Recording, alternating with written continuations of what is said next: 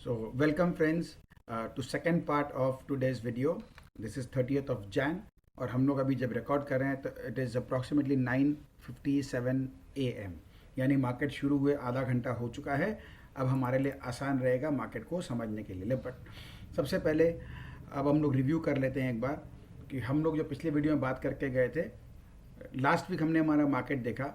अब इन क्लोजिंग्स का कोई महत्व नहीं है, खाली जिसको बोलते हैं ना अपना एक रिकॉर्ड पर्पस के लिए 17604 का हमारा निफ्टी का क्लोज था। बैंक निफ्टी का 4345 का था और हमने बात किया था कि इंडिया विक्स अब यहाँ से बढ़ सकता है। तो हमने देखा 18% इंडिया विक्स ने जो है सिंगल डे में इसने इंक्रीमेंट दिखाया। तो ये sign of volatility near very important event जो हमारा बजट है ये होना स्वाभाविक है। इसको फ्यूल ऐड का काम किया है अडानी ग्रुप के जो भी एक हल्ला गुल्ला चला हुआ था उसके चक्कर में। ये हमारे जितने भी निफ्टी के इंडेक्स है उनके परफॉर्मेंस है। तो इस वीक में लगभग 2% से 5% ओवरऑल गिरावट हुआ। हाईएस्ट बैंक निफ्टी था। आपको याद होगा मैंने आपसे कहा था कि बैंक निफ्टी में गिरावट बाकी है, लेकिन वो स्ट्रेंथ दिखा रहा है तो हमको तो स्क्रीन को मानना होगा, परंतु ये करेक्शन कर ले तो अच्छा रहेगा। तो हम जिस लेवल की बात किए थे लगभग वहाँ तक चला गया है, लेकिन अभी भी 500-600 पॉइंट बाकी रह गया है इसके अंदर में, जो कि आज कर दिया होगा मेरे हिसाब से जो है, या कर देना चाहिए। नहीं भी करता है तो कोई खास बात नहीं है। तो इसका काम मोटा मोटी हो गया, क्योंकि निफ्टी यदि यहाँ से ऊपर चलती है तो बैंक निफ्टी फिर पीछे रहने वाला नहीं है, वो भी यहाँ से चल देगा। निफ्टी का हमने देखा लास्ट डे में 1.6% का गिरावट था। ओवरऑल वीकली गिरावट 2.35 का था। इंडिया विक्स 18% लास्ट डे था, बट पूरा वीक का देखा तो 25.6% का बढ़ गया है। तो इसमें कोई ऐसा कोई चिंता की बात नहीं है। वॉलेटिलिटी बट नेचुरल है, जब बाजार में गिरावट आती तो अपने बढ़ता ही है, लेकिन जितना मैं बाजार को समझ पा रहा हूँ मुझे लगता है 2-4 दिन के अंदर में ये वापस से कूल ऑफ करके 13-14 के आसपास आ जाना चाहिए। ये हमारा लास्ट डे का जो काम था, जिसमें गिरावट जो हुई थी इसको कंट्रीब्यूट किया था मेनली बैंकिंग सेक्टर ने। ICICI, HDFC, state Bank, HDFC, Kotak bank, axis bank, सभी बैंकों में इसमें अच्छी गिरावट थी। रीज़न एक ही था, जो एक न्यूज़ आया था अडानी का, हिंडलबर्ग जो एक कंपनी है जिन्होंने अपना रिव्यू निकाला था कि इसका बहुत ओवर वैल्यूड है और इसमें बहुत सारे प्रॉब्लम्स है। उन्होंने लंबे चौड़े एक लिस्ट इन्होंने अपना रिलीज़ किया था। तो लोगों का मार्केट का ऐसा लग रहा था मार्केट को कि कहीं जब ऐसा कुछ होगा तो इसका असर बैंकों पे आएगा, क्योंकि जब ओवर लिवरेज है तो बैंक जो है वो प्रॉब्लम में आ सकती है। तो इसलिए सारे बैंकिंग स्टॉक उस रीज़न से गिरे थे और कोई रीज़न नहीं था। तो जैसा मेरा मानना है और वैसे मैंने देखा हो भी गया है कि अडानी ग्रुप इसके ऊपर कोई ना कोई स्टेटमेंट ज़रूर देगा, क्योंकि मार्केट का तरीका है एक बार इसका काम हो जाता है उसके बाद में ये सारे स्टेटमेंट्स आने शुरू होते हैं। मार्केट को अपना काम निपटाना होता है, मोटा मोटी बात ये है। ये हमारा हीट मैप निफ्टी का है। सारे चीज़ गिरे थे, ऑटोमोबाइल्स नहीं गिरा बल्कि तेज़ी दिखाया उसने। फार्मा, आपको याद होगा हमने आपसे बात किया था कि अब यहाँ से फार्मा है, आईटी है, मेटल है, ये सब चलेंगे, क्योंकि मेटल में काफ़ी चाल आ चुकी थी, इसलिए उसमें करेक्शन बनना जरूर स्वाभाविक होता है। कि देखो दोस्तों, नाक के सीध में कुछ नहीं चलता है, ना ऊपर जाता है ना नीचे गिरता है, तो ये करेक्शन करते करते चलता है। तो मच नीडेड एक जो बड़ी मूव आई थी मेटल में, उसका करेक्शन मेरे हिसाब से फ्राइडे को हो गया है। आईटी के अंदर में शुरुआत हुई थी, 10% के करीब चाल आ गई थी, तो थोड़ा सा कूल ऑफ वो भी हो गया है, तो ये भी अच्छा बात है। बैंकिंग जो बहुत ज़्यादा चल चुके थे उसमें एक ओवर ड्यू था, ये सबसे ज़्यादा इन्होंने कंट्रीब्यूट किया था। तो ये लगभग मोटा मोटी इसका स्टोरी है पूरा। इसके अलावा कोई विशेष बात नहीं है। इस खराब माहौल में भी 50 में से 11 शेयर्स बढ़े हैं, ये बहुत इंटरेस्टिंग चीज़ है। टोटल में 13 एडवांसेस है, 37 डिक्लाइंस है। तो ओवरऑल मार्केट के अंदर में एक सेंटीमेंट खराब होने के कारण जो भी गिरावटें थी वो आई है। ये अपना निफ्टी का चार्ट है। निफ्टी का चार्ट में देखें दोस्तों, ये अपना 200 मूविंग एवरेज था जो 17,550 का था। इसको इसने ब्रीच करके 17,500 यानी ये 17,493.55 का लो दिखा रहा है और क्लोजिंग 17,609 के ऊपर हुआ है, यानी मूविंग एवरेज के ऊपर हुआ। तो एक ये सेवियर हमने आपसे जो पिछले वीडियो में बात की थी ये वो है। अब यहाँ आज इसका हमको ऊपर मूव चले, येलो लाइन जो है इसके ऊपर चला जाए, और जो पहला हमारा सपोर्ट का जो एरिया था वो लगभग 17,750 के आसपास का है। तो 17,700 से 800 में कहीं भी आज जाके डे का क्लोजिंग करता है तो बहुत अच्छा है हमारे लिए, कहीं कोई दिक्कत नहीं है। जहाँ तक स्टॉप लॉस का आपको मैं फिर से एक बार याद दिला दूं, ये हमने एक ट्रेंड लाइन ड्रॉ कर रखी थी। तो मैंने आपको कहा था इस चैनल के बाहर कहीं भी निकलता है तो बड़ा मूव आएगा। यहाँ हमने देखा थर्सडे को इस चैनल के नीचे खुल गया, काम खत्म, स्टॉप लॉस हिट हो गया, बाहर निकलो। जो स्टॉप लॉस को मान लेते हैं उनका फायदा ये रहता है कि 18,100 में यदि वो बाहर निकल गए तो उनको 17,500 तक का नीचे का जर्नी मिल गया, तो आराम से नीचे अपनी पोजीशन को फिर से बना सकते हैं। यदि आपको यहाँ पर ही होल्ड करना था तो क्या दिक्कत है, स्टॉप लॉस हिट कराओ, आप नीचे आके पोजीशन बना लो। बाजार में stop loss as a trader बहुत ज़रूरी है, ज़रूरी इन्वेस्टर को भी है, लेकिन ट्रेडर को तो बहुत ज़्यादा ज़रूरी है। तो ये आपके सामने में चीज़ है, आप देख रहे हो चार्ट के ऊपर में। तो 2 दिन में कितना बड़ा इसमें अच्छा फॉल उसके बाद आया और सारा काम कंप्लीट कर दिया। ये एक जो फॉलिंग ट्रेंड लाइन थी, इसका हमारा पहला जो ये जो ऊपर ब्लू लाइन देख रहे हैं, ये हमने आपको पहले दे दिया था कि इसका ब्रेक होने से हमको बाहर हो जाना है। तो जिन लोगों ने यहाँ बाहर हो गए थे वो कितने सुखी पा रहे हैं। यहाँ के बाद पूरे 1 महीने में एक बार भी इस जोन में नहीं आया है। ये होता है स्टॉप लॉस का एडवांटेज एंड ब्यूटी। दूसरा, जब ये यहाँ पर हमारा रेड लाइन को जब क्रॉस किया था तो हमने कहा एक दिन से हम नहीं मानते हैं, हमको फॉलोअप चाहिए। फॉलोअप हमारा मानना था आ जाएगा, ऊपर आ गया, हम ऊपर आ गए। फिर बाजार में आकर के इसको इस जगह पे एक रेजिस्टेंस मिलना था, मिल गया। तो एक दायरे में मोटा मोटी इसने पूरा महीना निकाला है। और ये जो अडानी का जो खबर आया, ये इस तरह के इवेंट्स मार्केट में हमेशा एक तलवार की तरह हमारे गर्दन पे रहती है। इसीलिए मैं जो 5% की बात करता हूँ, ये 5% वो है। बात समझे ना दोस्तों? तो हमको हमेशा मार्केट में यूनिडायरेक्शनल मार्केट कभी नहीं होता है। जैसे यहाँ पर एक चाल चला है, आपको लग सकता है यूनिडायरेक्शनल है, लेकिन ऐसा नहीं है। यहाँ देखिए, ऊपर चला, नीचे गिरा, ऊपर चला, नीचे गिरा, फिर चला, फिर गिरा, फिर चला। तो ऐसे एक बाजार के चाल होते हैं। गिरावट में भी नीचे आया, एक बाउंस बैक, नीचे आया, बाउंस बैक, नीचे आया, बाउंस बैक, ऐसे काम होता है। मोटा मोटी इसका ये करेक्शन, जो मेरा छोटा मोटा लिमिटेड नॉलेज है उसके मुताबिक इसका प्राइस वाइज करेक्शन कंप्लीट हो गया, टाइम वाइज कंप्लीट हो गया। अब थोड़ा सा इस जोन में निकालना चाहे तो 2-3 दिन निकाल सकता है, यानी 17,500 से लेके 18,100 इस जोन के अंदर में ये चाहे तो आराम से ये वीक निकाल सकता है। इसमें कहीं कोई हमको शंका समाधान नहीं होना चाहिए। अब यहाँ से फर्दर कोई गिरावट या सस्टेन करना गड़बड़ हो जाएगा। तो हम आगे पूरा आज अपना वीडियो कर लेते हैं, फिर हम लाइव मार्केट में हैं तो आपको लाइव मार्केट भी दिखा देंगे कि कैसा काम हो रहा है। बैंक निफ्टी, ये निफ्टी का हमारा है वीकली चार्ट। वीकली चार्ट में हम देख रहे थे 1 2 3 4 5 वीक से हमारा एक बेस बना हुआ था। ये बेस का जो लो है ये कंटिन्यूटी ऊपर राइजिंग की तरफ ही जा रहा था, तो उसमें हमको तब तक कोई दिक्कत नहीं थी। जैसे इसका लो जो हमारा फाइनल स्टॉप लॉस था, जो रेड लाइन आपको दिख रहा है ना, फॉलिंग ट्रेंड लाइन, ये इसके नीचे का लो जैसे क्लोज किया उसके नीचे में या क्रॉस किया, सस्टेन किया, हमको अच्छा गिरावट मिल ही गया जो है। अब निफ्टी में हम इसको यदि देखें तो आने को 17,400 तक ये आ सकता है एज पर वीकली चार्ट्स। हम अपना लेवल्स को भी देख लेंगे तब मालूम चल जाएगा। तो इसमें यदि यहाँ तक भी आज आना चाहे तो अपना काम कर सकता है, लेकिन अब as per my previous video of today हमको 12 बजे के आसपास तक जो करना कर लेना, उसके बाद नहीं बर्दाश्त कर सकता ये बाजार, इसको नीचे रहना। यदि उसके बाद रहता है तो समझ लेना फिर कुछ गड़बड़ ज़्यादा है, जो कि हमको फिर आगे देखने को मिले। फिर हम तो बाहर बैठे हैं, कोई दिक्कत नहीं है। और जो हमने नया पोजीशन बनाया है आज या फ्राइडे को, उसके हिसाब से हम लोग खूब आराम से जो अपना स्टॉप लॉस अभी 17,600 के आसपास का जो हमारा लो था, हम उसको 17,600 का या 500 का जैसा भी अपना अपना, ये स्टॉप लॉस एक ऐसा चीज़ होता है दोस्तों जो आपको अपने कैपिटल के हिसाब से, अपने रिस्क एपेटाइट के हिसाब से हमको मैनेज करना होता है। तो आप कोई 17,500 भी रख सकता है, कोई 17,600 भी रख सकता है। और लेके यहाँ पे रिस्क रिवॉर्ड रेशियो बहुत ही बढ़िया है, जाने का 100 पॉइंट, आने को 2-2.5 हज़ार पॉइंट, सीधा सा बात मेरा यही है। तो इसको ध्यान में रखते हमको काम करना होता है। बैंक निफ्टी हम इस जगह बात किए थे, इसको करेक्शन ओवर ड्यू था, आ ही नहीं रहा था और बार बार स्ट्रेंथ दिखा रहा था। 2 दिन में सारा खिला किसने कर दिया। 43,000 का बैंक निफ्टी सीधा 40,000 आ गया। इसको बोलते हैं करेक्शन करना। फिर भी इसमें भी थोड़ी जगह बाकी है। ये 39,800 तक खूब आराम से आ सकता है। 750, 800, 700 भी मान लेते हैं, वहाँ तक आराम से, यानी यहाँ से लगभग 500-600 पॉइंट बाकी है। तो आज सुबह खुलने के बाद 12 बजे के पहले पहले यदि नीचे कुछ बचा कुचा काम भी करना तो निपटा लेगा, लेकिन अब यहाँ इसको टिकना नहीं चाहिए। मैंने प्रीवियस वीडियो आपसे कह दिया था, that was before market opening. तो ये अब देखते हैं क्या होता है। तो यहाँ पर हमारे को जब तक इसको संभाल के रखे हैं कोई दिक्कत नहीं है, अब खाली संभालने से नहीं होगा, अब इसको आज ही ऊपर चलना होगा। ठीक है ना जी। तो ये अपना एकदम क्लियर कट बात है।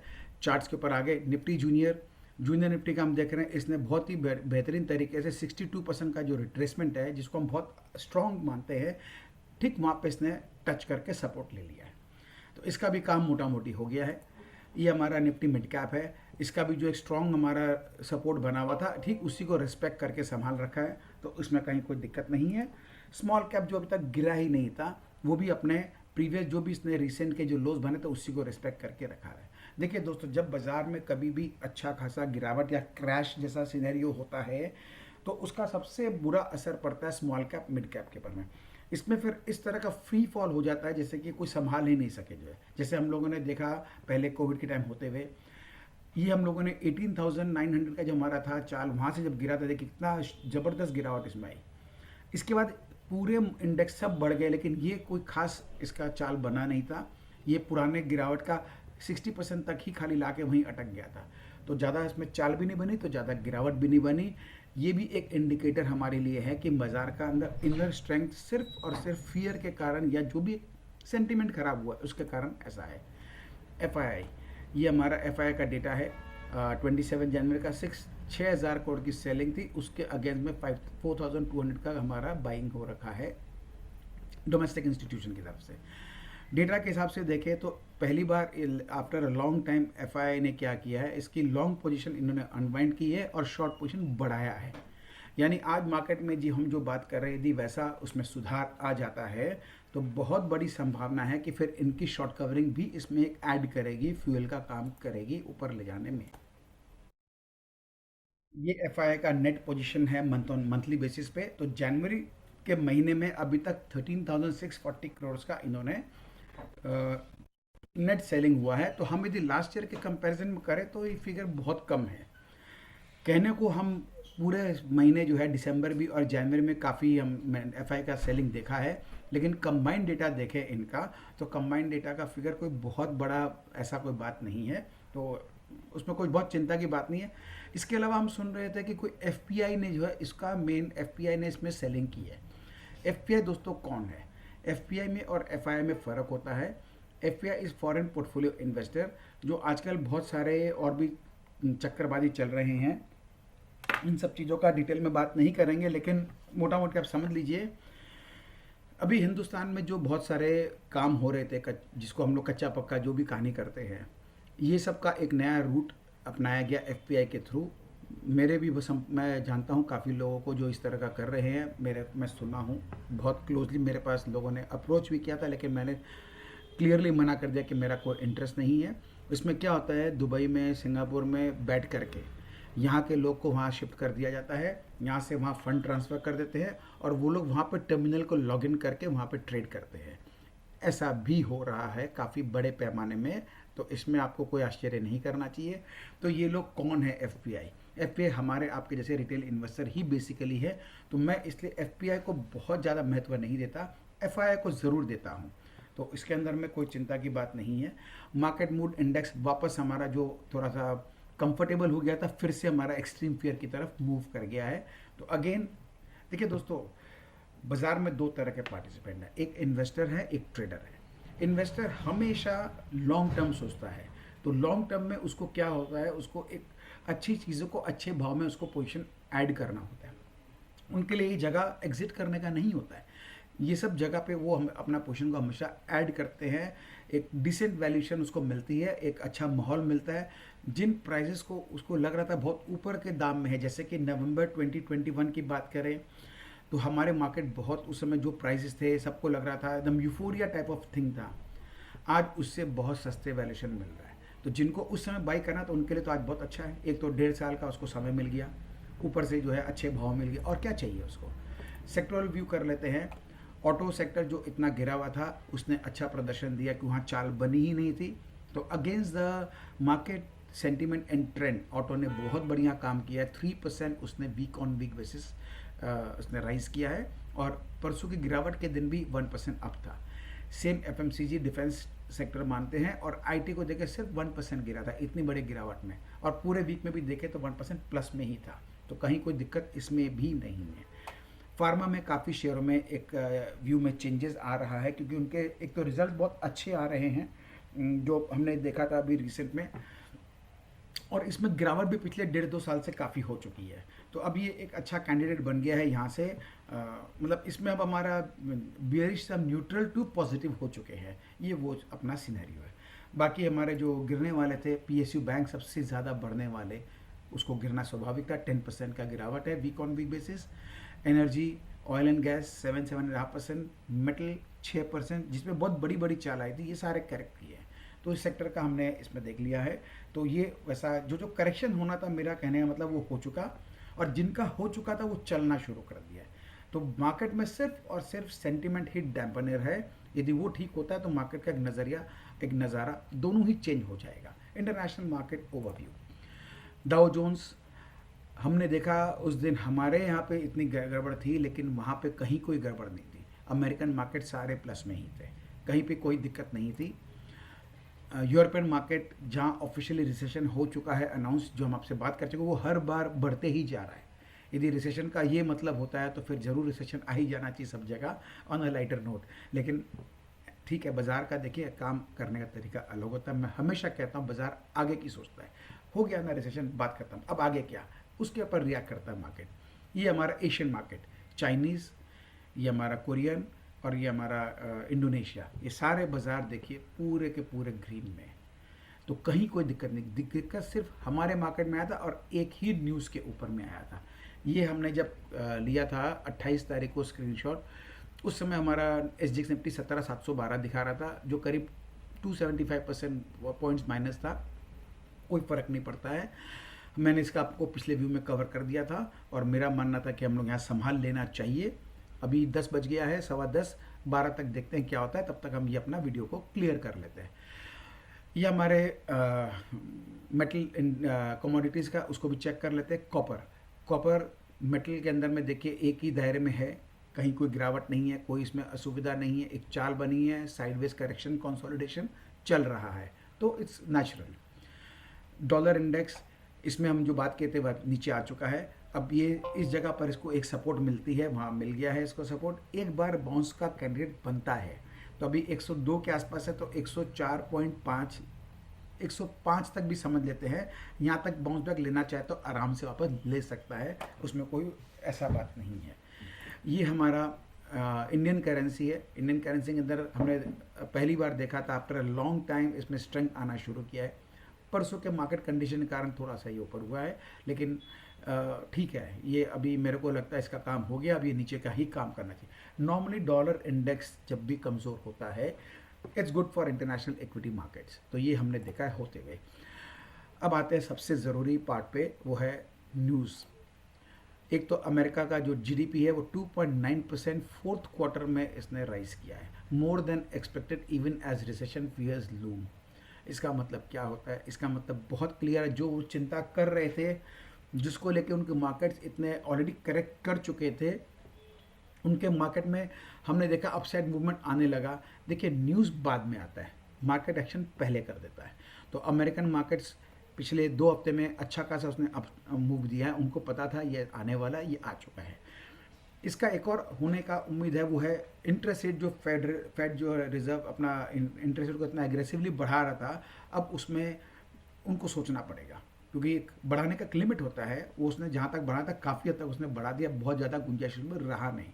उनका भी एक न्यूज़ आ चुका है, Fed set to shrink rate hikes again as inflation स्लोस।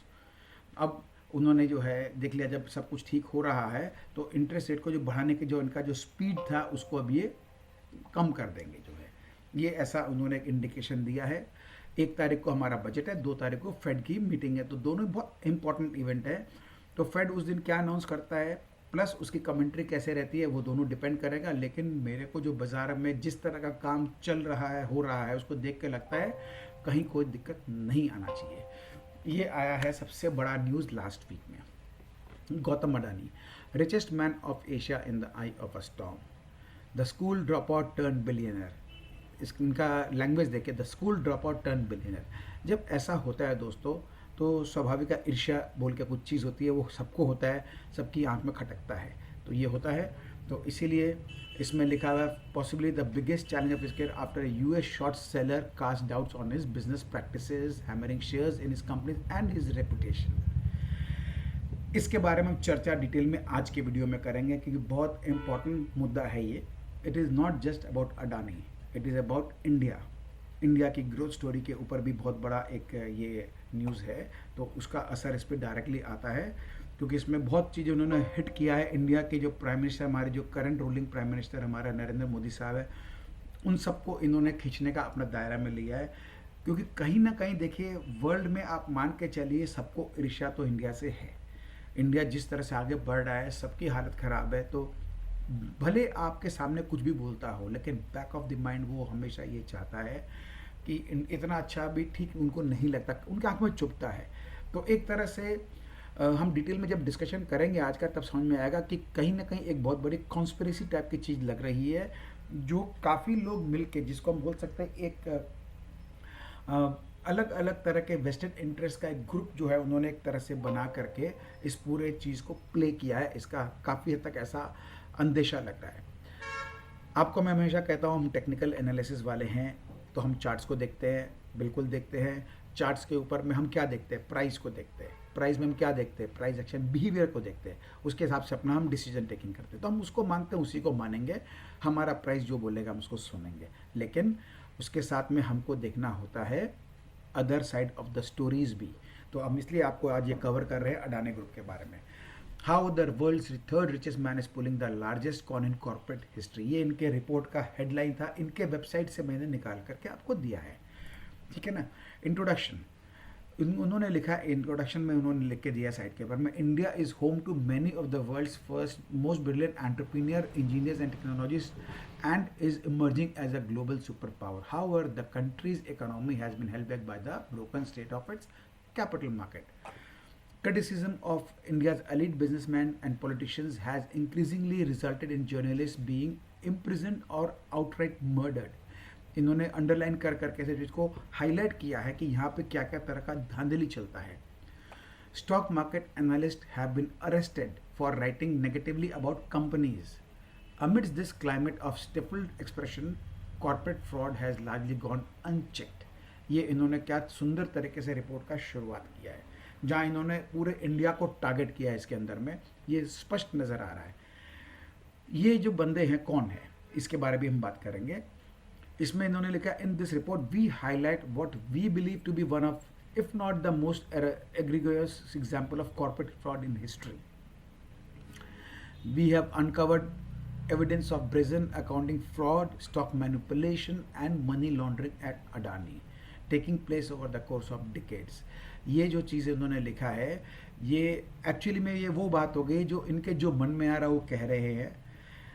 Court क्या बोलता है, कोर्ट ऑफ लॉ या हमारे जो कहीं के भी नियम कानून होते हैं, वो क्या बोलता है, unless found you have any concrete evidence you cannot be held guilty, simple. तो यहाँ पे ये जो इन्होंने जो चार्जेस लगाए हैं, इनको एस्टैब्लिश करना is not at all easy. इन्होंने खुद ही शुरुआत में इतना सारा कहानी लिख दिया है।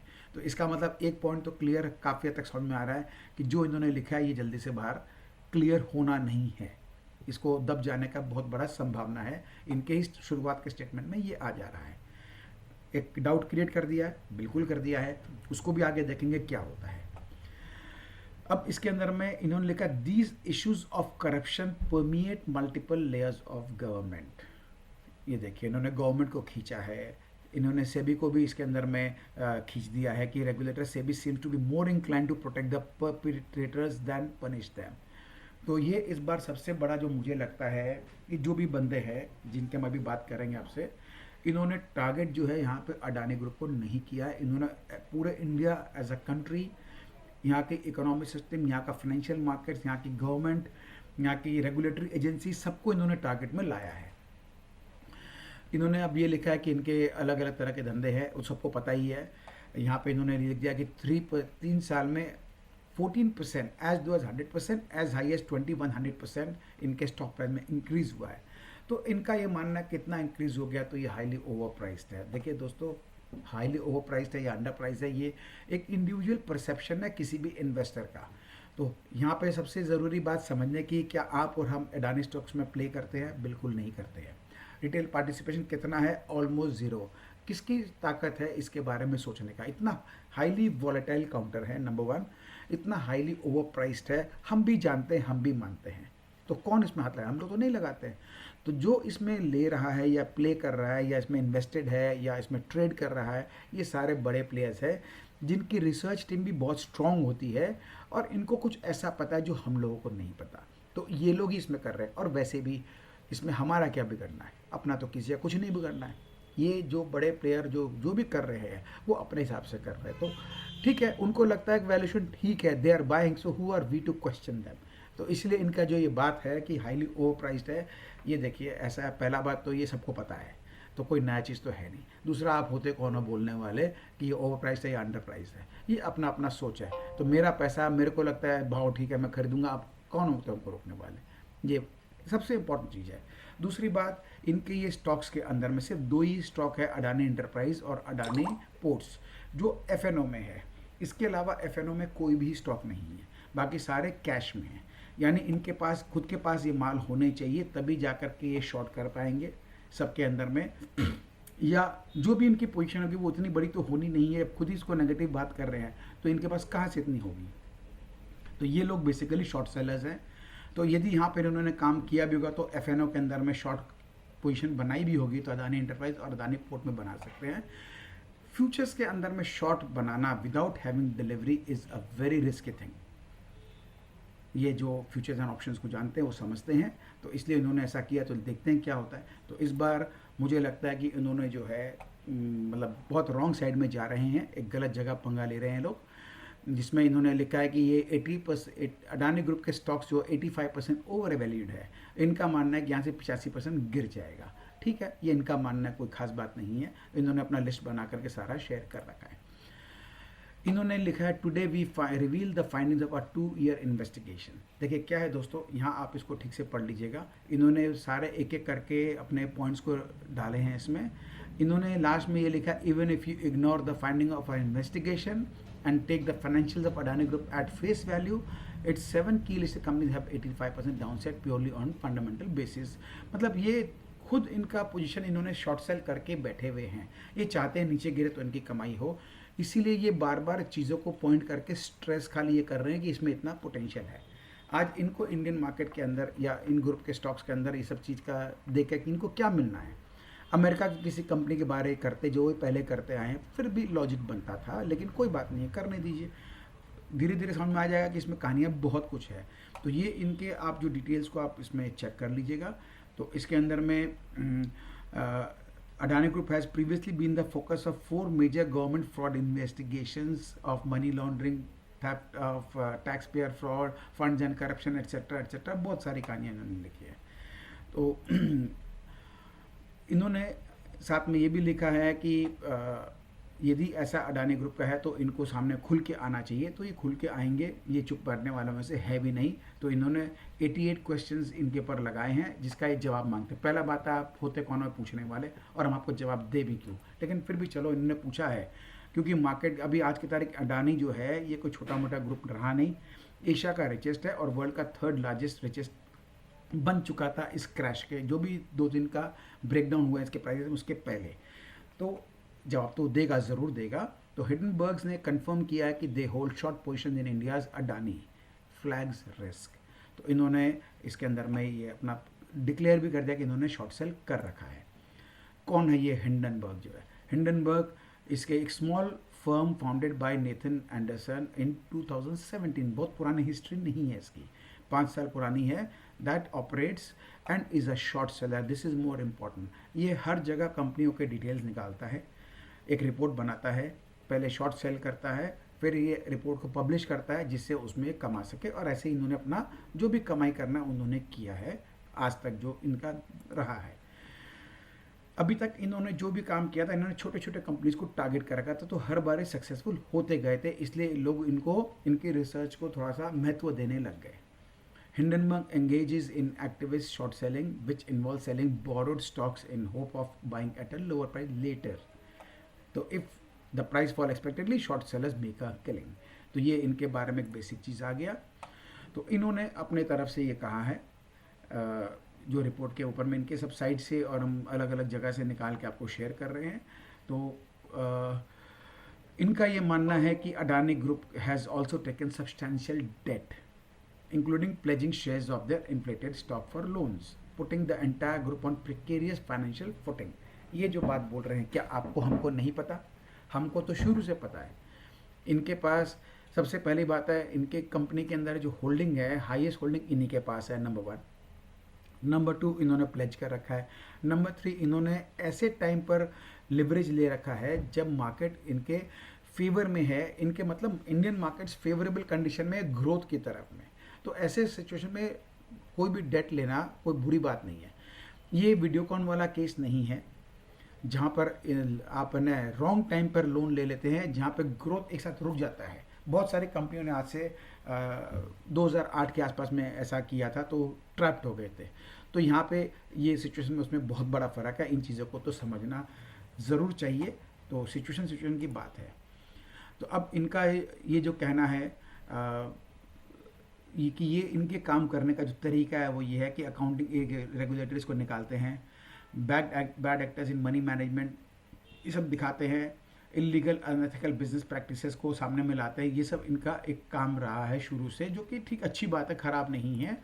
तो इनका ट्रैक रिकॉर्ड ये है कि इन्होंने 2020 सितंबर में कंपनी के ऊपर में कुछ इन्होंने निकाला था।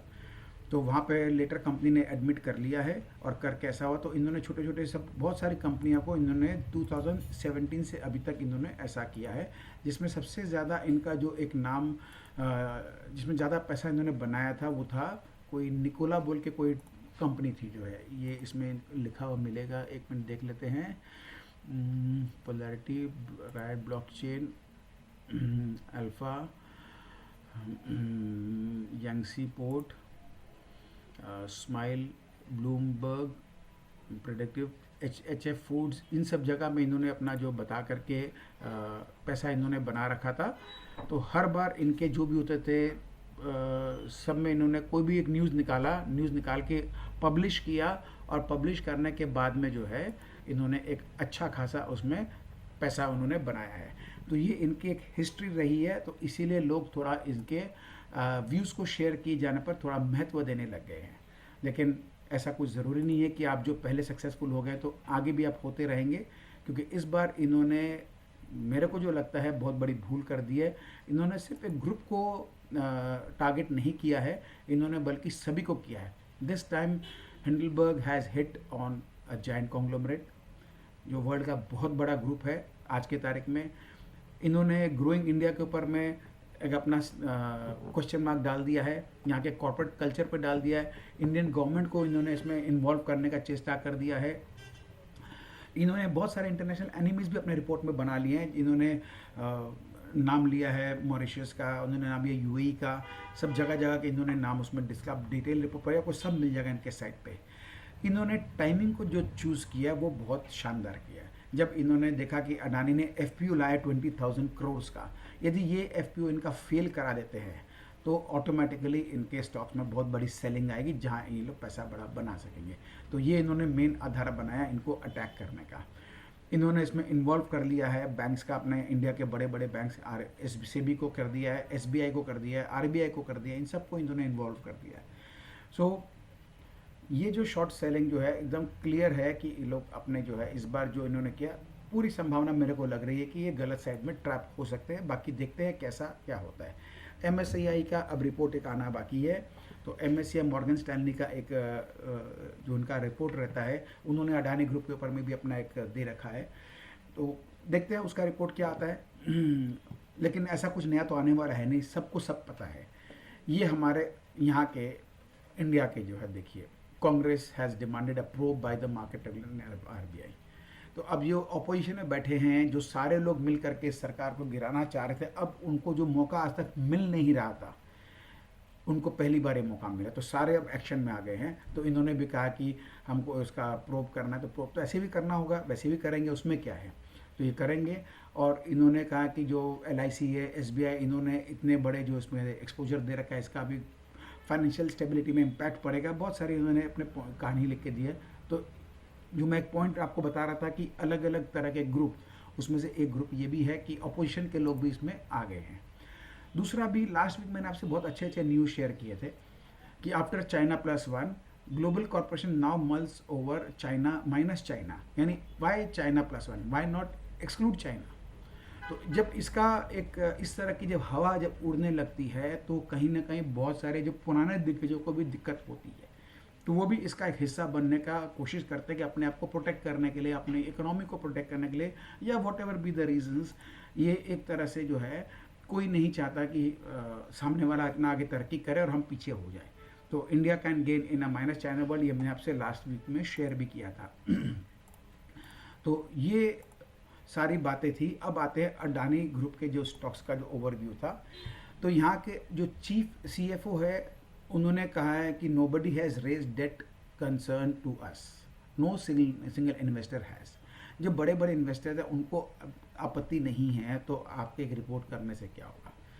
यदि उनको, जिनकी सबकी अपनी अपनी एक रिसर्च टीम है, सबके अपने अपने एनालिस्ट बैठे हुए हैं, सबके अपने अपने फाइनेंशियल ऑफिसर्स बैठे हुए हैं जो पूरा डिटेल में ट्रैकिंग करते हैं और इस तरह खबर का, तो वो और भी अलर्ट होकर ट्रैक कर रहे होंगे। तो उन लोगों को अभी तक तो कोई दिक्कत नज़र नहीं आया जो भी इन्होंने डेट रेस किया है।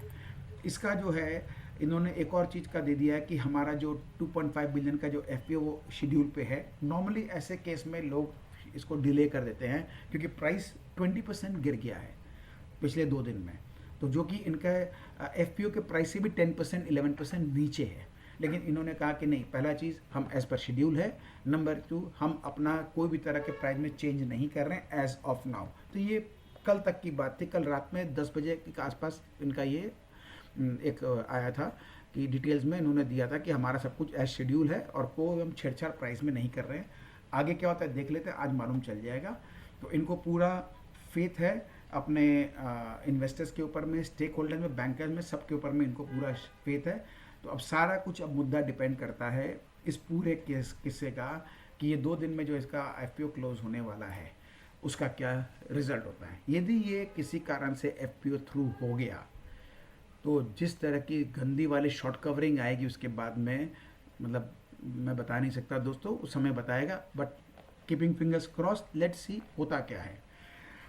ये इनका 20,000 करोड़ का फॉलोअप ऑफर था। It will continue as per schedule. तो इन्होंने पूरा डिटेल में ये सारा दे दिया है। तो इनको कोई चिंता इस रिपोर्ट के बाद भी नहीं है एज ऑफ नाउ। ये मैं आपको वापस से रिपीट कर रहा हूँ। तो 20% fall in shares of Adani power 27 dragged it 11% below the minimum offer price of secondary sale. उसके बाद भी ऐसा है। तो ठीक है, पहले दिन खाली 1% ही सब्सक्राइब हुआ है, तो स्वाभाविक है जब इस तरह का माहौल होता है तो लोग एक बार वेट एंड वॉच करना चाहते हैं। जो टाइम मिल गया, लकीली सैटरडे संडे का 2 दिन का हॉलीडे आ गया, तो सोचने समझने का मौका लोगों को मिल गया है।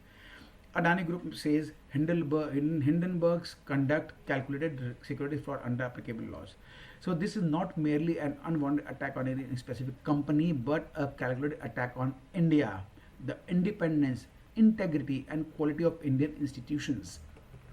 ये एक जो हम बात कर रहे थे, इन्होंने कल रात में 10:30 बजे जो है ये चीज़ का इन्होंने भी अपना व्यू शेयर किया। देखिए दोस्तों, जब मैं ये वीडियो आज बना रहा हूँ, इसकी होमवर्क मैंने कल दोपहर में ही स्टार्ट कर दी थी क्योंकि मुझे पता था इसमें बहुत टाइम लगेगा। मैं अपना करते जा रहा था, जैसे जैसे एक नया न्यूज़ आते जा रहा था मैं उसको इनकॉर्पोरेट करते जा रहा हूँ।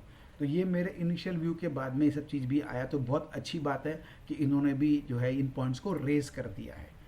स्टेट बैंक ऑफ इंडिया, इन्होंने कहा है कि हमारा जो अडानी ग्रुप में जो एक्सपोजर है, it is well below the central banks large exposure framework, यानी कंट्रोल लिमिट में है। And it is secured by cash generating assets equipped with adequate escrow mechanism. इसका मतलब क्या हुआ, स्टेट बैंक ने खुलासा कर दिया है कि इन्हें कोई चिंता नहीं है। ये बहुत सूझबूझ के साथ इन्होंने काम कर रखा है और सारा कुछ इनके जो है सिक्योर भी है। तो इसलिए जहाँ तक बैंक्स का सवाल है, बैंकों को ऐसा कोई दिक्कत नहीं आना चाहिए, ये साफ स्पष्ट नज़र आ रहा है। इसका मतलब ये भी होता है कि आज हमको सबसे पहले मूवमेंट बैंकिंग स्टॉक्स में ही देखने को मिलेगा, जो हमको बता देगा कि सब कुछ ठीक है या गड़बड़ है। ये है Adani group accuse of stock manipulation by इतना, ये सब जो भी था हम तो अपने बात कर चुके थे, उसी को बार बार अलग अलग जगह दोहराया जा रहा है। इसको हटा देते हैं। ये देखिए इंटरेस्टिंग है, अडानी ने 412 पेज का जो है इस एलिगेशन के ऊपर में अपना एक रिपोर्ट जाहिर की, मतलब पब्लिश कर दिया है। इन्होंने कहा कि दिस इज नथिंग बट अ लाई। तो इन्होंने एकदम स्पष्ट है कि अब अडानी भी मूड में आ चुके हैं इनको काउंटर रिस्पॉन्स देने के। और 412 पेज का रिपोर्ट कोई छोटा मोटा रिपोर्ट नहीं होता है। तो इसका मतलब, और इनके पास पैसे की कमी तो है नहीं। तो पहला बात है, जो प्रूफ करना, यदि मान लेते गड़बड़ है भी तो प्रूफ करना इतना आसान नहीं होगा। तो ये सब आपके अपने सामने में देखते, बाकी समय जैसा बताएगा, लेट अस सी दैट। मैं वही बात रिपीट करूंगा, एज अ ट्रेडर हम लोग भाव को मानने वाले लोग हैं। स्टॉप लॉस को रिस्पेक्ट करना हमारा काम है। व्यू बना कर ही हम कुछ काम करते हैं, तो इसलिए व्यू बहुत ज़रूरी था, व्यू फॉर्म करना। हम जो व्यू फॉर्म करेंगे, कोई ज़रूरी नहीं मार्केट वैसा ही काम करेंगे। तो यदि ऐसा हमको लगता है कि कुछ होता हुआ नहीं दिख रहा है, तो हमको अपने आप को हमेशा अपने स्टॉप लॉस को मानते हुए अपने ट्रेड से बाहर हो जाना समझदारी होता है। उसमें बने रहने में कहीं कोई मतलब मुझे नहीं लगता कोई इसमें किसी भी तरह का लॉजिक बनता है। यदि हमारा व्यू है, वो व्यू काम नहीं किया, मीन स्टॉप लॉस हिट हो गए, हम बाहर है। व्यू सही है, राइड करो, स्टॉप लॉस को ट्रेल करो, ये तरीका है काम करने का। तो अब एक बार हम आगे भी बढ़ते हैं, देखते हैं अब अडानी ग्रुप के स्टॉक्स का क्या व्यू है आफ्टर रीसेंट फॉल। देखिए, ये अडानी ग्रुप के शेयर में 2020 के टाइम जब हमारे यहाँ मार्केट में तेजी आया था, तो एक गिरावट इसमें यहाँ पर आई थी। कोई भी खबर इस समय आया होगा तो यहाँ पे 1725 का शेयर 1200 हो गया था, यानी 30% से ज़्यादा की गिरावट, अराउंड 40% हम मान लेते हैं, 30% की गिरावट यहाँ पर आई थी। जो भी काम होना था एक हफ्ते में हो गया। उसके बाद में ये धीरे धीरे धीरे धीरे अपना चाल बनाने लग गया। फिर इसमें एक अच्छा जो है नया इसने हाई बनाया। फिर यहाँ पे 1900 से 1530 का करेक्शन आया। तो जब भी कोई बड़ी चाल आती है उसमें डिप्स आते रहते हैं। ये देखिए, आया चला डिप चला डिप चला, ये ऐसे ही चलता है बाजार।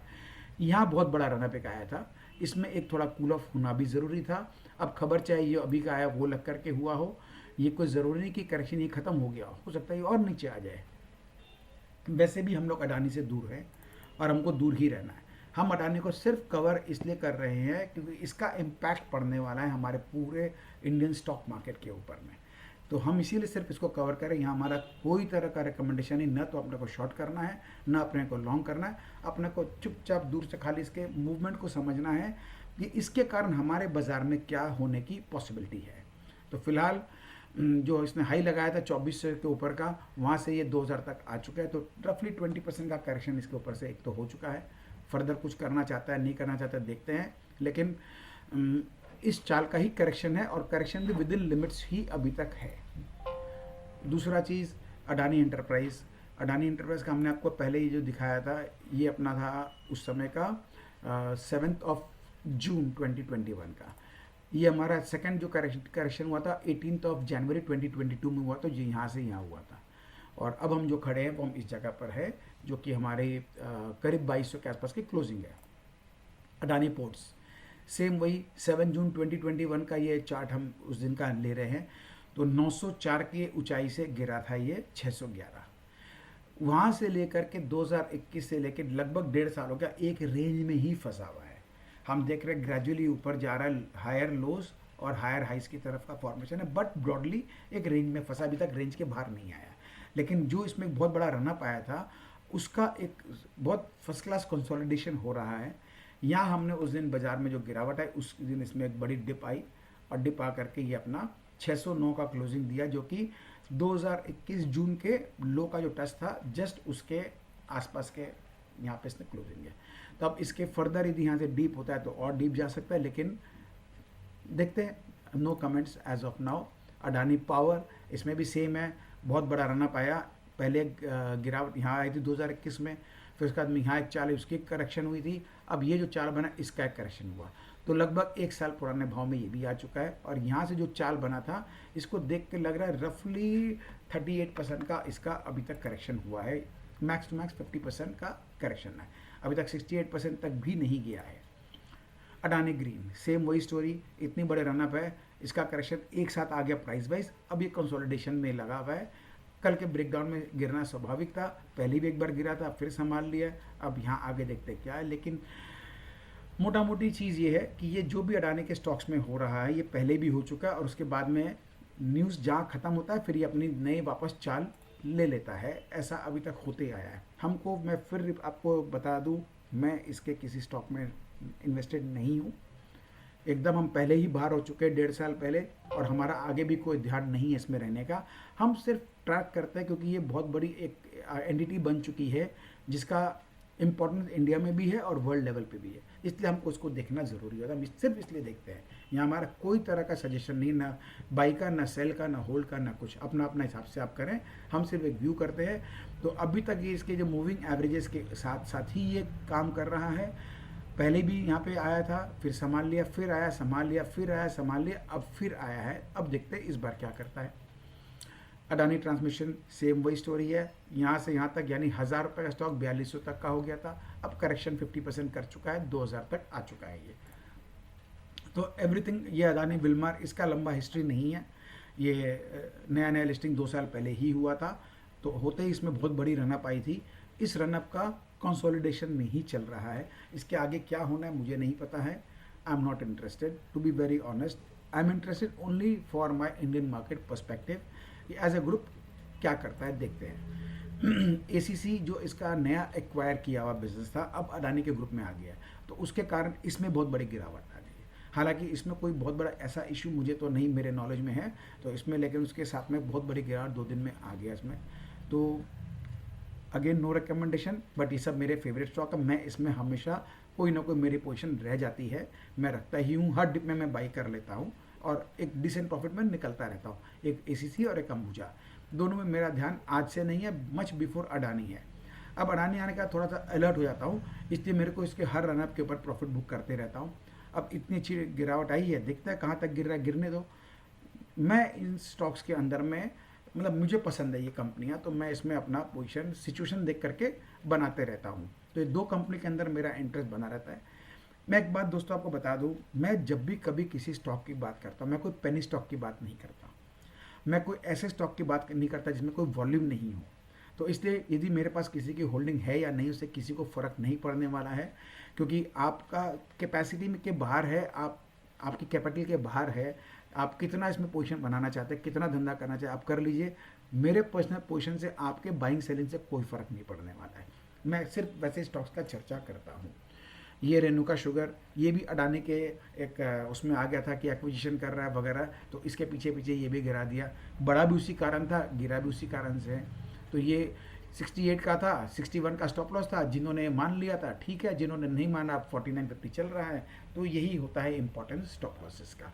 ये मैं सिर्फ आपको अडानी का इसलिए दिखा रहा हूँ कि कहीं कोई ऐसा बात नहीं है, ये सब पहले भी होते आया है।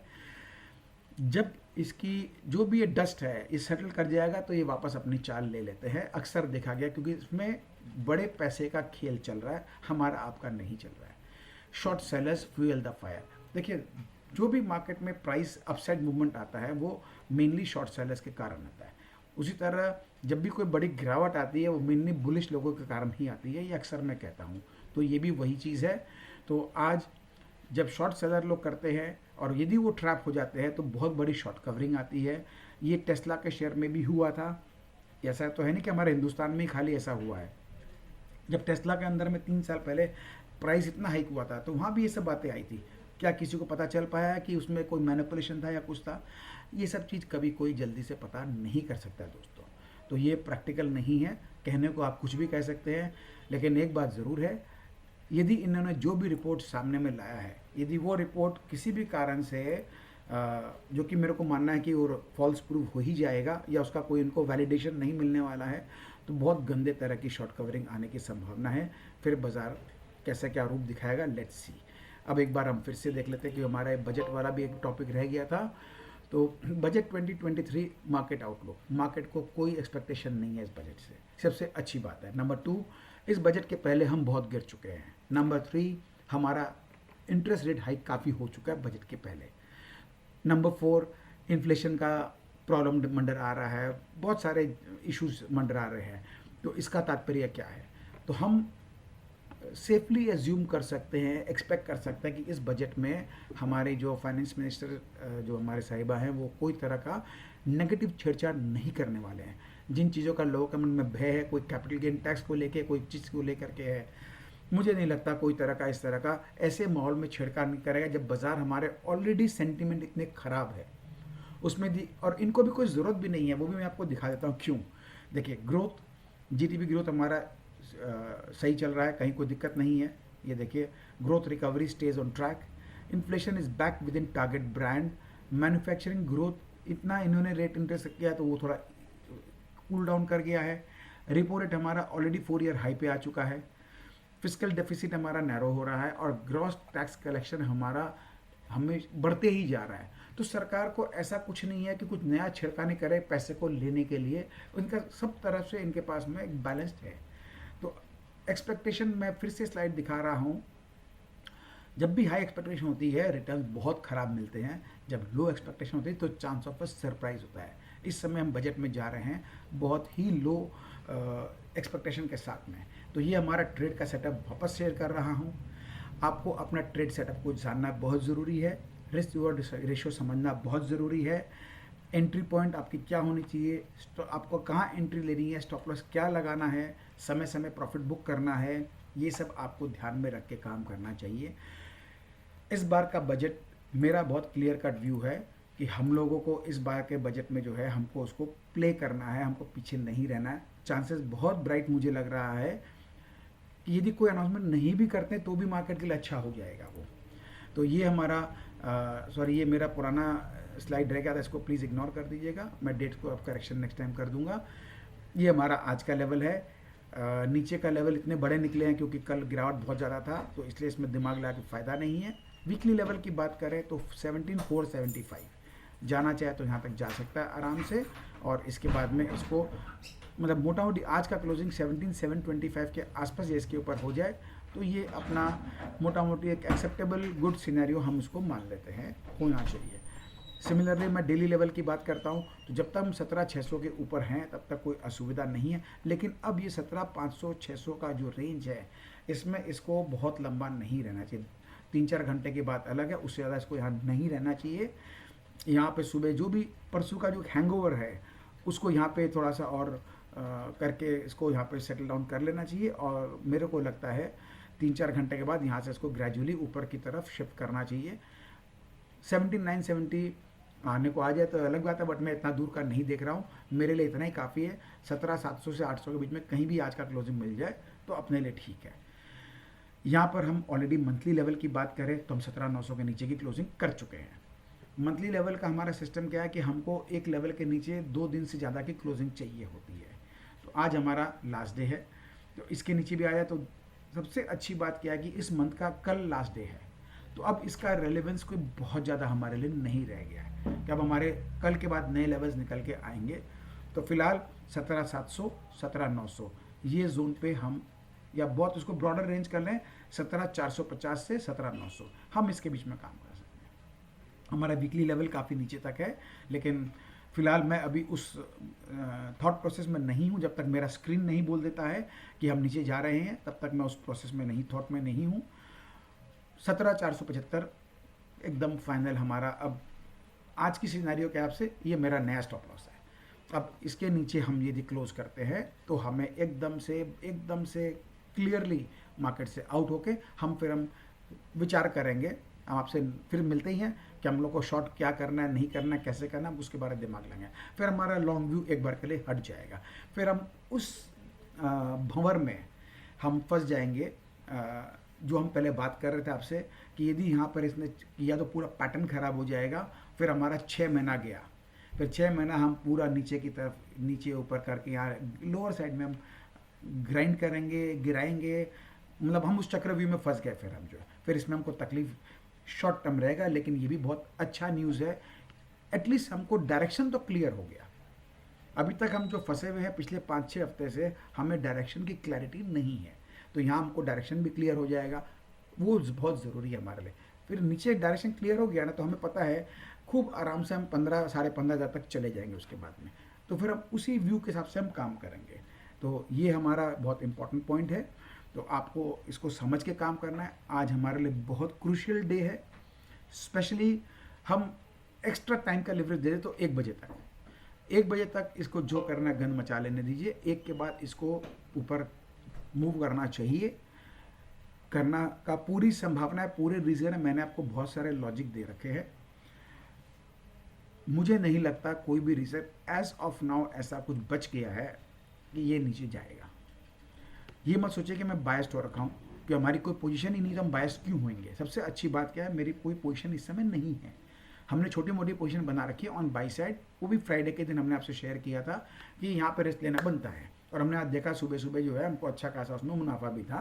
तो ऐसा कोई बात नहीं है। तो ये हमारा हो गया निफ्टी का।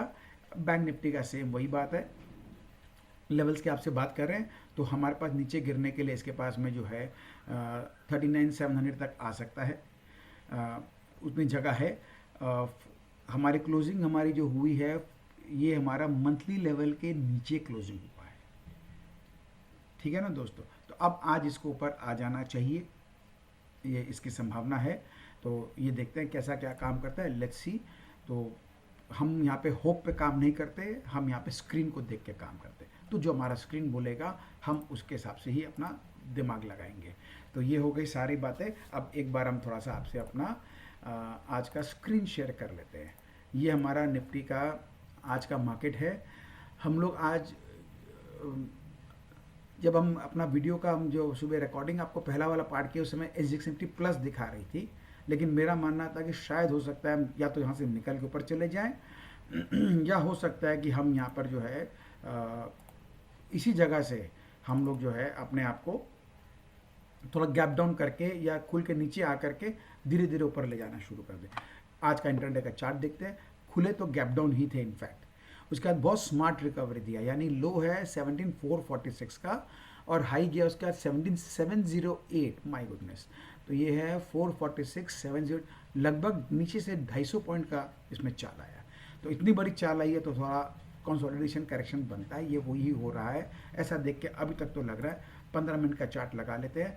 तो पहला 15 मिनट का जो कारोबार था उसमें 5 मिनट से ज़्यादा सस्टेन नीचे नहीं कर पाया, और जो इतना बड़ा विक नीचे की तरफ होता है ये एक स्ट्रॉन्ग बाई का साइन देता है।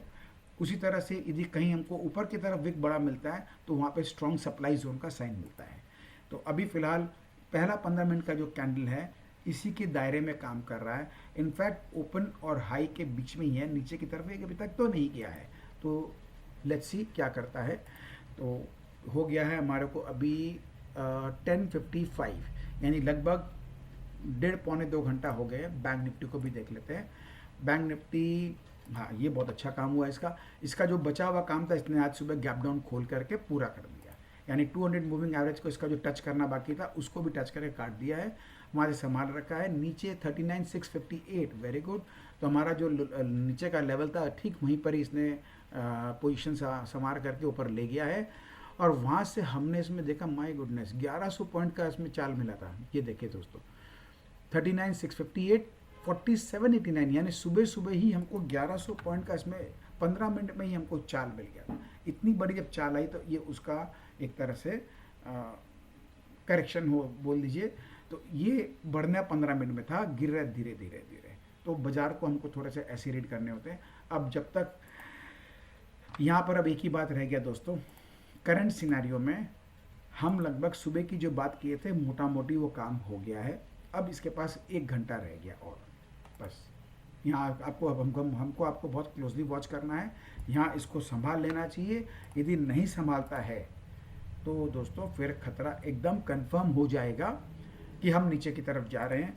ये जो ब्रेकडाउन था इस ब्रेकडाउन का कंफर्मेशन फिर हो जाएगा, तो हो जाएगा तो कोई खास बात नहीं है। हमने जो भी पोजीशन आज बनाई होगी बाई साइड की, हम सबसे बाहर निकल के फिर हम लोग कंसिडर करेंगे। मैं आपसे शेयर भी कर लूँगा कि हमको दूसरा दिमाग क्या लगाना है। तो मेरे को लगता है आज हमने बहुत सारी बातें कवर कर ली है। एक बार हम ज़रा ये भी देख लेते हैं हमारे निफ्टी के अंदर कौन कैसा कर रहा है काम। ये है निफ्टी, फिलहाल के लिए निफ्टी के अंदर वही ICICI बैंक, HDFC बैंक, ये 15-15 पॉइंट का इसमें माइनस कंट्रीब्यूटर है। स्टेट बैंक देखें इसका कैसा हुआ था। अच्छा ओके, स्टेट बैंक खुलते काफ़ी तो ऊपर गया था लेकिन वापस नीचे आ रहा है, तो ये एक थोड़ा सा ख़राब साइन दिखाई दे रहा है मुझे जहाँ तक स्टेट बैंक को लेकर के है। तो इसको अब संभलना यहाँ ज़रूरी है। ICICI बैंक को देख लें, इसने भी अच्छा चाल दिया था लेकिन फिलहाल ओपनिंग से ऊपर है लेकिन फिर भी काफ़ी मंजिल दूर है। इसको भी बहुत क्लोजली आज वॉच कर। आज हमको देखो दोस्तों, स्टॉक्स में हमको इम्पोर्टेंट आईसीआईसीआई बैंक, ये हमारा हो गया, एचडीएफसी बैंक, स्टेट बैंक, हमको इनको देखना है। और एक हमारा इंडेक्स हैवीवेट रिलायंस कहाँ गया, देखें यहाँ तो है ही नहीं। रिलायंस रिलायंस हमारा प्लस की तरफ में ही अभी है, कल के भाव से नेग्लिजिबल है, लेकिन इसका जो करेक्शन था, इसका मोटा मोटी इसने करेक्शन। अब देखो दोस्तों, रिलायंस यदि यहाँ नहीं संभाला तो उसमें खराबी बहुत बढ़ जाएगी, फिर ये समझ लो बाजार पे पूरा ही माहौल ही बिगाड़ देगा। तो इसको पूरा उम्मीद है यदि बाजार को संभालना है तो अब इसको यहाँ से संभालना होगा, ये बहुत ज़रूरी है। तो अब रिलायंस को भी आपको वॉच करना है। तो आज हमारे स्टॉक रडार में होना चाहिए एक तो रिलायंस का स्टॉक, और हमारे 3-4 जो मेन हमारे बैंक के हैं, आईसीआईसीआई, एक्सिस बैंक। देखें एक्सिस बैंक तो हम देखे नहीं, एक्सिस बैंक काफ़ी स्ट्रेंथ दिखा रहा है, इसका तो बल्कि ओपन लो भी सेम है, और सुबह से बढ़िया काम किया है इसने, वाह फैंटास्टिक। इसमें बहुत अच्छा इसमें चाल मिला है, और इसका करेक्शन भी जो है बहुत, मतलब एक जिसको बोलते हैं रेस्पेक्टफुल करेक्शन इसमें अभी तक किया है। तो ये बहुत अच्छा एक इंडिकेशन हमको मिल रहा है। बैंक निफ्टी को भी देख लेते हैं एक बार। बैंक निफ्टी वही है, ICICI bank, HDFC bank, state bank में थोड़ा सा गड़बड़ हुआ है। इसका जो पहला 15 मिनट का कारोबार के नीचे आ गया है, which is not a good sign according to my understanding. तो ये थोड़ा सा ठीक नहीं है, अब इसको यहीं संभाल लेना चाहिए यदि संभालना है तो, नहीं तो गड़बड़ हो जाएगा। स्टेट बैंक जिस प्राइस में अभी मिल रहा है बहुत ही बेहतरीन, मेरा कोई इसमें आपको सुझाव नहीं है। ये देखिए, ये इसका जो एक ये था हमारा 2000 नवंबर 2021, उसका जो हाई था उसके पास ये आ चुका है। तो यहाँ पे एक रेजिस्टेंस था इसका, एक ये जो सपोर्ट इसके लिए बन चुका था, 1-2 मल्टीपल इसके सपोर्ट्स के, इसको उसने तोड़ दिया है। 200 मूविंग एवरेज के नीचे ट्रेड कर रहा है, which is not a good sign. तो अब हमारे लिए बहुत इंपॉर्टेंट अब रह गया वो ये रहा, आज है 532 चल रहा है, 520। तो जो कुछ भी करना है इसको 1 घंटे के अंदर 520 तक आना है तो आ जाए, और वापस वहीं से संभाल ले तो ठीक है, वरना this is not a good indication मुझे लगता है। अब इसको थोड़ा सा स्टेट बैंक को आज बहुत क्लोजली वॉच करना ज़रूरी है। इसके अलावा हमने देख लिया था एक्सिस बैंक, ये होल्ड कर रखा है, आईसीआईसीआई बैंक होल्ड कर रखा है, एचडीएफसी बैंक ये भी ठीक ठाक है, और कोटक बैंक ये भी संभाल रखा है, जो कंपैरेटिवली बहुत वीक स्टॉक है ये इस समय, लेकिन क्योंकि बहुत अच्छे जगह पर अवेलेबल है। ये देखिए, ये अपने सबसे लोएस्ट जहाँ पे इसको बार बार इंस्टीट्यूशन की इसको बाइंग का जोन है वहाँ पर आ चुका है। तो यहाँ से उम्मीद करते हैं ये भी सहारा देना चाहिए। इंडसइंड बैंक भी आजकल थोड़ा ठीक कर रहा है, इसको भी देख लेते हैं। इंडसइंड बैंक ये आज कमज़ोर है, इसने भी नीचे ब्रेकडाउन दिया है, ये भी थोड़ा सा अच्छा साइन नहीं है, लेकिन फिर भी जो इतना बड़ा चाल आया है उसके हिसाब से देखें तो ये करेक्शन इज़ नॉर्मल। मैं एक बार इसका रिट्रेसमेंट लगा के देख लेता हूँ तो आइडिया लग जाएगा। लो टू हाई, ये रिट्रेसमेंट बहुत बढ़िया टूल है, अभी 38% के पास ही जस्ट पर है, तो not a big concern. Weekly chart के ऊपर हम देख रहे हैं तो अपना ये 38% का जो इसका रेट है वो 1080 के आसपास है, तो यहाँ तक आना चाहे तो आराम से आ सकता है, इसमें कोई बात नहीं है। तो इसको अभी हम उतना वेटेज नहीं देंगे in comparison to Axis, ICICI, State Bank, HDFC Bank and Kotak Bank. ये है। अब हमारा बैंक निफ्टी को फिर से देख ले before we wind up for this video. अभी तक इसी कैंडल के रेंज में है, कोई दिक्कत नहीं है। ये भी अभी तक इसी कैंडल के रेंज में है, कोई दिक्कत नहीं है, लेकिन अब यहाँ से बहुत ही क्रूशियल लेवल पर आ गए हैं। 11 बज गया है, 1 घंटा आपको वॉच करना है। 12 साढ़े 12 तक नहीं संभाला तो मैं फिर रिमाइंडर दे दूँ, आप तब तक वीडियो को देख चुके होंगे। नहीं संभालता है तो जो भी आपकी बाई साइड की पोजीशन है एकदम क्लियर कट सब हटा करके साइड चुपचाप होकर बैठ जाइएगा। और यदि यहाँ से संभाल लेता है तो इस बार इग्नोर नहीं करना है, पार्टिसिपेट करना है, एकदम करना है, क्योंकि बजट के अंदर नहीं तो आपको लेफ्ट आउट की फीलिंग बहुत बड़ी वाली हो सकती है यदि यहाँ से संभाल लिया तो। मार्केट जिस तरह से पोजीशन है मुझे नहीं लगता कोई चाहता है कि हम लोग बजट के अंदर में प्ले कर सकें, तो इसलिए सेंटिमेंट बहुत ज़्यादा ही पुअर हो रखा है। तो ये हमने आपसे बहुत सारी चीज़ें आज कवर कर ली है। तो ठीक है दोस्तों, अब आज का वीडियो को हम यहीं पे वाइंड अप करते हैं। Stop sharing, thank you very much. उम्मीद करते हैं आपको बेसिक सब चीज़ों के बारे में मैंने आपको अच्छे से कवर किया है, चाहे वो अडानी ग्रुप का कहानी है, अडानी ग्रुप के स्टॉक्स के बारे में क्या राय रखते हैं, पूरा सिनेरियो एक तरह से लग रहा है कॉन्स्पिरेसी टाइप का चीज़ दिखाई दे रहा है, ये काफ़ी हद तक स्पष्ट है, लेकिन देखते हैं क्या वर्डिक्ट आता है। हमारे लिए जहाँ तक सवाल है, as a trader, as a investor, अब हमारे को आज 12-1 बजे तक देखना है मार्केट संभलता है कि नहीं संभलता है। संभल गया बहुत अच्छा, नहीं हुआ तो नमस्ते करके अपने दूसरा तरह का दिमाग लगाएंगे, लेकिन डायरेक्शन क्लियर हो जाएगा कि अब ये ऊपर नहीं जाना है, फिर इसका काम नीचे शुरू होता है। तो आप इस वीडियो को 1-2 बार और देखिएगा। हमारे किसी भी मैसेज को आप गलत तरीके से इंटरप्रेट मत कर लीजिएगा। मैंने अपनी तरफ से पूरा प्रयास किया आपको अपना व्यू शेयर करने का। अब उस पर आप जो भी काम करेंगे, आप अपने सूझबूझ से काम करेंगे। ठीक है दोस्तों, have a wonderful day. Thank you.